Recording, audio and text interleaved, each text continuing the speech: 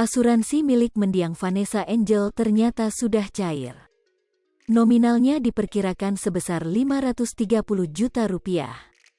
Nama Profesor Bambang ikut terseret dalam arus perseteruan antara Dodi Sudrajat dan Haji Faisal yang menyebut bahwa uang asuransi tersebut ada hak Gala Sky di dalamnya. Setelah namanya ikut terseret dalam hal ini, Prof. Bambang muncul. Pada awak media, Profesor Bambang mengungkapkan asal-usul asuransi tersebut. Berawal dari kasus dugaan prostitusi online Vanessa Angel, saat itu Prof. Bambang disebut-sebut sebagai pria yang dekat dengan sang artis. Profesor Bambang mengaku kerap memberikan nasihat pada Vanessa karena sering berniat mengakhiri hidupnya saat di dalam penjara.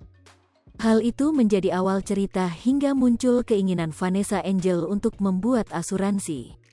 Asal-usul asuransi. Vanessa Angel itu ketika di dalam penjara, Vanessa selalu ingin bunuh diri, kata Prof. Bambang, dikutip dari YouTube Seleb Oncam News, Minggu, tanggal 15 Mei tahun 2022. Pada saat itu membentur-benturkan kepalanya ke dinding dan muntah-muntah. Saat itu saya datangi, saya nasihati, saya kasih motivasi, kasih semangat supaya dia punya harapan masa depan, paparnya. Menurut Profesor Bambang, saat itu Vanessa memiliki dua permintaan, salah satunya ingin dibuatkan asuransi. Yang pertama buatkan asuransi, ya saya iyakan saja pada saat itu, kita komunikasikan dengan pihak asuransi, ujar Prof. Bambang.